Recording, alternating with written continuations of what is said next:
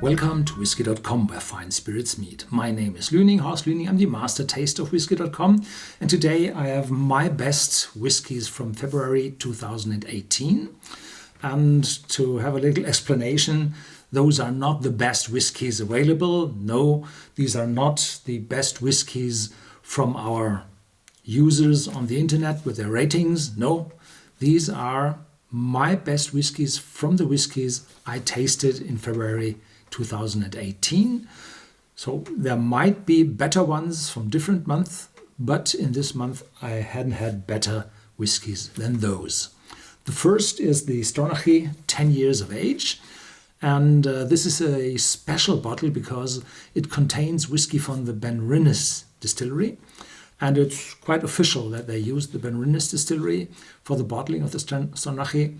And the Stronachie was a very famous and old distillery. Then it was wrecked and torn down, and nothing's left of that.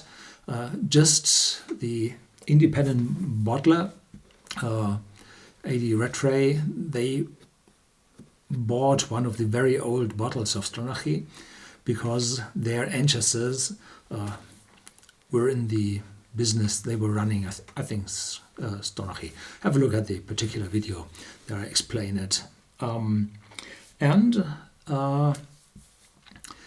they compared the whiskey to others on the market available, and the Benriach came close to it, and so they said, well, the Benriach it is.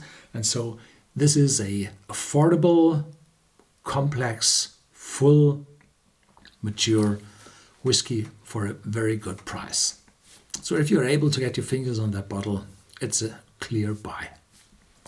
The next one is a Benromach. Yes, on the left-hand side there's a Benriach. So this is a Benromach, and the very specialty of this one is it's triple distilled.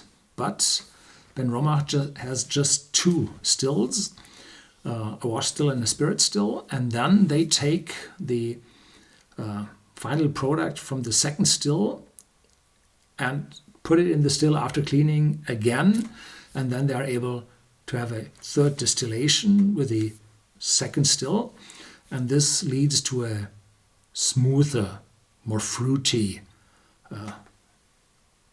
character of the whiskey, and this combined with a very light smokiness brings a wonderful, smooth, elegant, interesting whiskey. And it's not that old. It's, I think, vintage 2009, bottled in 2017. So it's not too old, but the triple distillation removes the faints and the fusel oils quite efficiently. So this is a wonderful, mature whiskey despite those 8 years of age, or 7.5. The third one is from Glenglassaugh, and this is really a young one because Glenglassaugh is not that old, and they do not have that huge warehouses did not have the production in the first years, so that they are able to bring out an 8-year-old today. This one is, I guess, 3 years and a day, but the youthness of this whiskey is very well covered by a peated malt and a maturation, or it's a finishing in